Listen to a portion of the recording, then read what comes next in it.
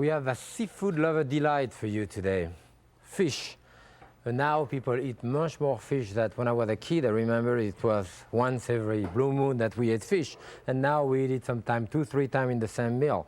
And I'm going to start with a shrimp dish. The first dish is going to be a timbal of shrimp and spinach. And the first thing that I want to do is to start cooking the spinach. Put a little bit of oil in there. I have a canola oil here. And we're going to flavor that with garlic. I have 3 cloves of garlic here. I may have a bit too much. You want to crush the garlic to release the essential oil. And I probably have enough with that. And chop it into a fine puree. This is where the garlic is going to be really strong. Done this way. What you have to be careful too is this way you don't want to burn it. If you burn it this way, it is going to smell and taste acrid, you know. So when the garlic is peeled very, very fine like this, you don't want to burn it. You want to spread it out, and you start right away with the spinach. Those spinach are still wet from washing, and that's what you want. You see, what I do first, I mix that in the garlic, then turn them upside down so that the garlic is on top now. And the rest of the spinach, I put a little bit of salt on top of it, and there will be enough moisture for the spinach to fall down and just get wilted, which is what I want. And the best way is to put a lid on top of it. The lid will give me a bit of moisture inside. And then while this is cooking, the second thing we want to do is to peel our shrimp. And I have shrimp which are peeled here and some which are not. One of the classic way of peeling shrimp is to take the shell out with your hand this way, and you may leave or left that little piece inside. If I leave it, I can press it and pull it out now to get the end of it, you know. But then at that point, when you do this, you also have to cut it to remove the vein, if there is a vein, and clean it up here. And this is cut in our recipe in 3 pieces. Now there is those little plastic gadgets here, which are really nice. There is different one, just a long thing where you insert this inside at the end and keep pushing, and that will remove, not only remove the whole shell, as you can see, but at the same time it deveins it. It takes the vein out of it. So this is a nice little gadget. It's just a piece of plastic. It's really not expensive, and you can get it usually in your fish store. So again, you know, you just go like this. You can to extend the shrimp first. Run it along the back, up to the back, up to the opening here, and again, take the whole thing out.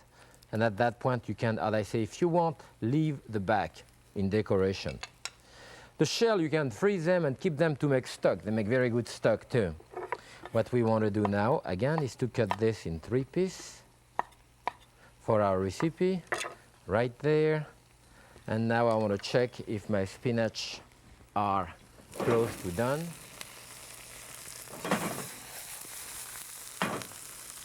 You see, you can see here that some of the garlic burn a little bit underneath. Should have stirred it more.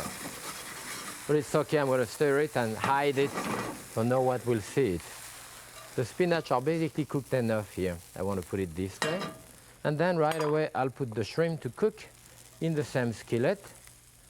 Again, maybe a little dash of oil, bit of salt, and this will cook in like a minute or so, you know, quite fast, till they start getting red almost right away. So again, I cover this. And while this is cooking, another garnish that we want to do is the tomato. I have tomato here. I drum that tomato in boiling water, and you dump it in boiling water for about 10 seconds, and that releases the skin. You see, the skin again can be kept for stock, which I do all the time. Then this one has been peeled also. You open it this way, so you can press it and remove the seed and the juice from it. And all of that, again, can go into stock. This is a garnish, so I have enough with that. And this can be cut into little dice or little strip, however you want it. what I want in this, not only the color of the tomato, but I want the raw taste of the tomato, which I like, and I have basically enough for what I want to do here today. So, my shrimp is basically cooked enough here. It didn't cook very long, as you can see. And finally, the last thing, I add my tomato. And the tomato, I don't even want to cook them. Remember that I use that skillet 2 or 3 times. All you want to do here is to warm it up to take the shield out of it.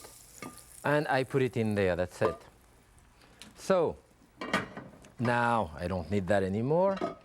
What I want to show you, and sometimes you may want to wait a little bit for this to cool off, is to build your timbal.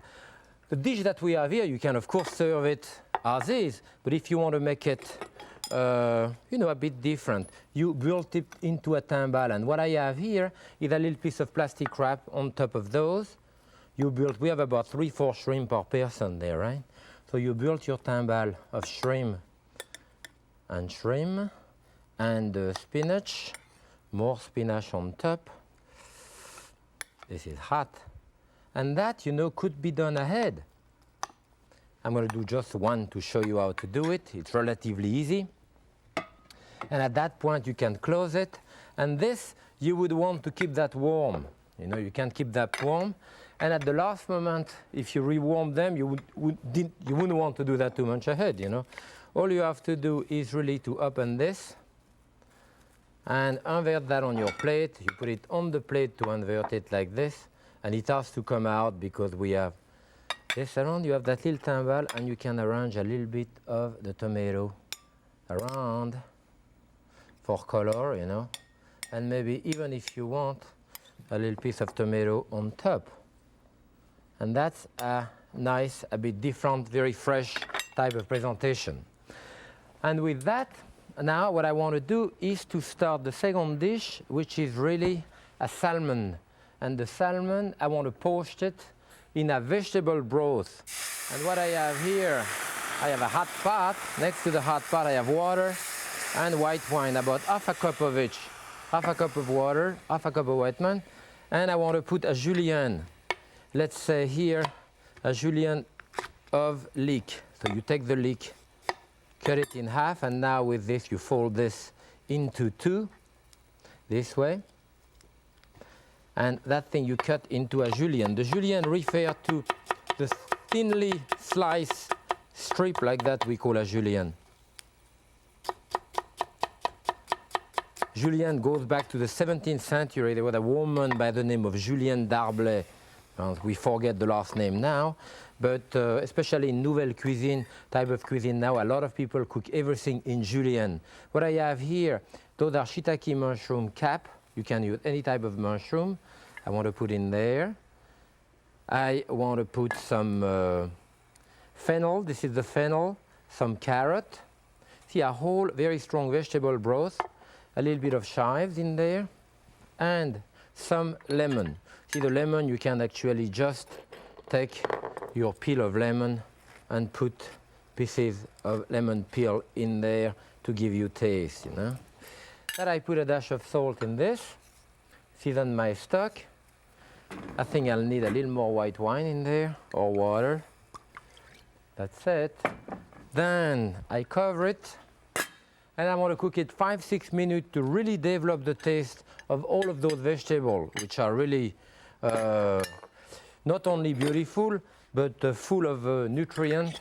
And the vegetable stock like that done this way can be used for many things. And of course we are going to use it for the salmon here. And I have that big salmon, which I want to show you. This is a raised salmon. And what we want to do is to take the fillet out of it. You slide your knife underneath, turn your knife around so you are flat on the central rib, on the central bone of the salmon, and start cutting all the way down to cut that big fillet here.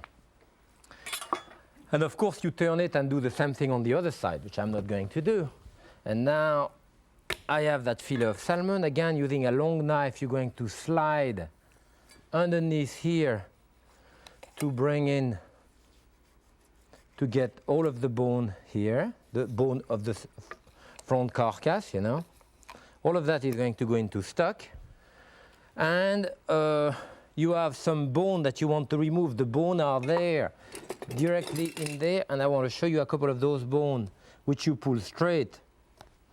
You see? This way. And you can go to the end.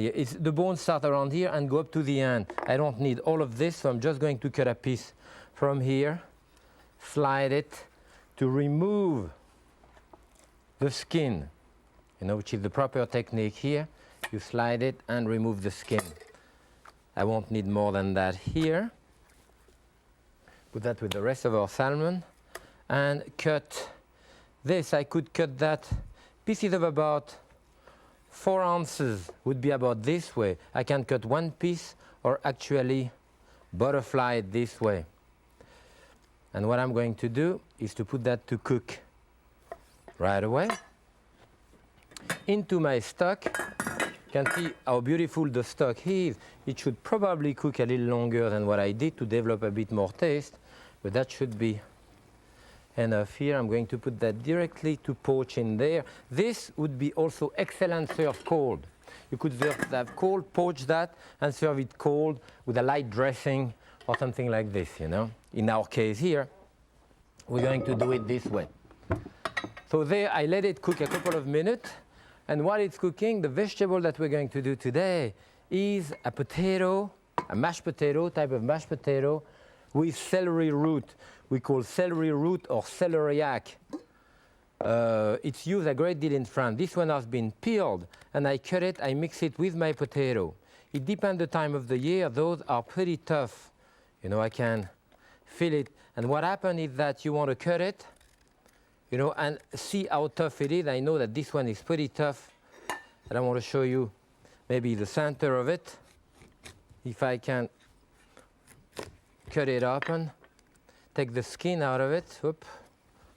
They come very large, and the center end up being quite cottony, you know. And if it's too cottony, that part which is very soft there, you want to remove. The rest you peel it, and you cut it, mix it with your potato. What I do in that recipe, I use a minimal amount of water. I have 1.5 cups of water, that's salt here, a dash of salt, and that's all I want to put in it because I don't want to drain any water at the end. I want to cook it this way, and when it's cooked, it's going to look this way. So I know that, you see, if you put it in a lot of water, you have to drain the water, and you lose a lot of the nutrient. In that case here, I don't lose anything. I put the water, everything in it, and I start straining it, which I'm going to do here. You want to put it through a food mill, especially this, and the reason is that in a food processor, you will tend, of course, to have little pieces left over, especially the pieces of celery. If they are too tough and fibrous on the skin, you want to, that's it. So you strain this. I can strain basically all of it. Here we are. And this is a fine strainer, you know, there is different blade on this. I want to put this in there, and I want to work a little bit of milk into this. Remember, there is no richness whatsoever to that present. A little piece of butter. I put like 1/2 tablespoon of butter in there at the most, and then you work it out with a whisk. So have a very delicate, very light puree. Now, if your celery happens to be too tough, put a bit more potato, a bit less celery. You know, you can balance it the way you want. And what we want to do now is to present that here.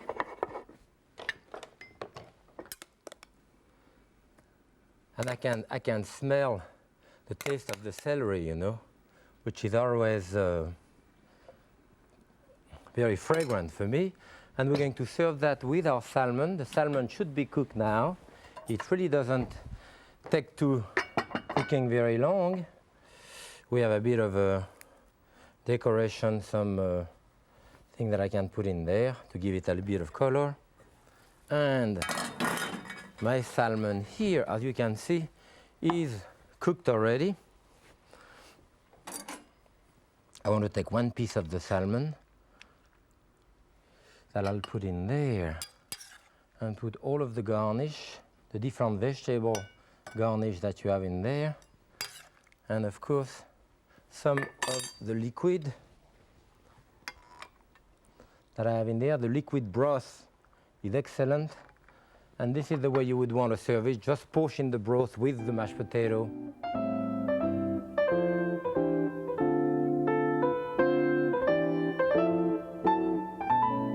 And the perfect finish for our elegant meal is a soufflé. We're going to do a soufflé of mango with a mango sauce. You know, the mango has 17 times as much vitamin A as peach. Very good fiber. And I want to take a little bit of the mystery of soufflé out for you. What I have here is the flesh of 2 mango. You can see they're about a pound each. They have to be ripe and soft. And there I peel them, take the seed, and basically what I want to do is a puree. Now, half of the puree I want to use for the soufflé, and the other half I want to do a sauce with it.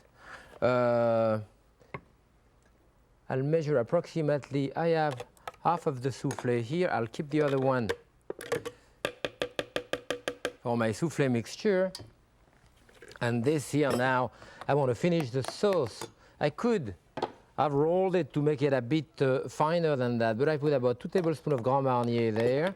And to give it a beautiful color, a bit of a different taste, 2 tablespoons of grenadine, you know, which will make it a beautiful pink color, so that it's slightly different than the flesh of the soufflé. If you feel that it's a bit too thick, put a dash of water in it, but I think it's fine. So I leave it at this, and now I want to do the soufflé and beat the egg white. I have 3 egg whites here, which I put directly into my copper bowl. I like to beat the egg white in the copper bowl. I have a 1/4 cup of sugar with it, and this is 3½ cup soufflé mold, which has been buttered and sugared. You know, so you start your egg white by beating it fast, so that the whole thing gets loose, and then you go slowly.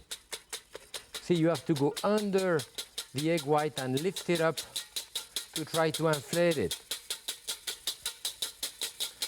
And you should have a ballon whisk as I have here. The ballon whisk is important because, you know, it picks up the whole mixture and lifts it up in one shot. If you have a small whisk, you're going to have a problem with it. So what you do, you beat it. It's almost ready now. It's about 30-40 seconds. Change hand if you feel too tired. The egg white should be pretty firm, you know. Actually, it's even easier if you have more egg white, like 5 or 6. I think this is fine now. It can hold a nice peak, as I can see now. So I put my sugar in it. I'm going to tighten it. I tighten it, and the sugar will stabilize it, you know. And that's about it. And now we want to put the rest of our mango in it. Remember, we have approximately a cup of the mango mixture also here. I think I have too much. Here it is. And you start folding it. Use a rubber spatula, gently folding it in, like this. Remember, this is the type of soufflé that I'm doing here, which doesn't have a regular base, that is a base of milk, cream, egg yolk, any of that stuff, can also be done ahead. First, it doesn't have any fat in it, and it can be done ahead a little more. The reason is that, okay, you see, the 3 egg white will fill up the mold. Exactly.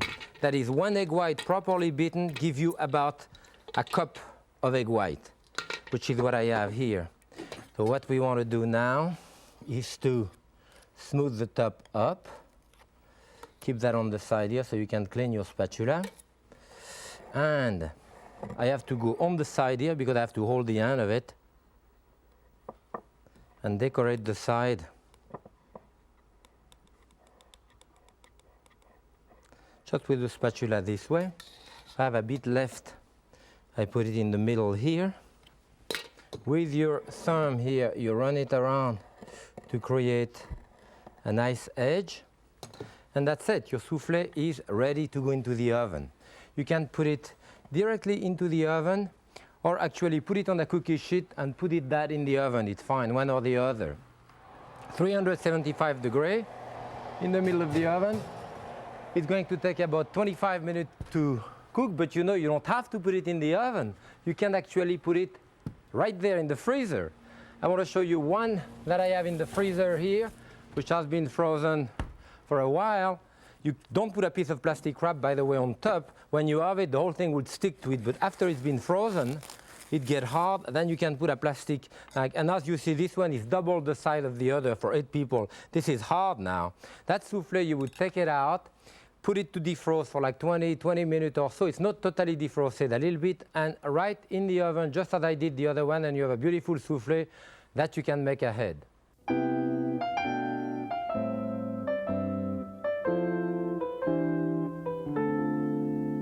And now my soufflé is ready. I can smell it. We're going to take it out of the oven. Ooh, it is practically lifting out of the mold. You know, remember I said we can freeze soufflé, but whoop, kind of collapse on itself here. Lifting out. You don't want to freeze a soufflé with a bechamel or a cream or flour base. It won't work as well. Remember, because this one is done only with a puree of fruit, and with egg white you can do that. But the other one you probably would not. The soufflé will tend to collapse a little bit, as you can see. This one lifts up from the bottom of the mold. It's still a perfectly delicious soufflé this way, and actually you can let it cool off this way and have it cold, like a kind of pudding with the same sauce. So today we have a great menu, starting with that timbal of spinach, you know, which is terrific. Then the salmon in that savory broth with a puree of potato and celery root. And finally our soufflé at the end. Remember that sauce made of mango that I'm going to have here.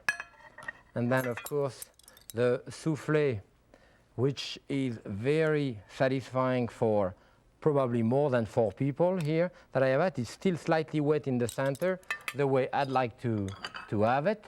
And we can put a few pieces of kiwi on top here and there for color and for decoration.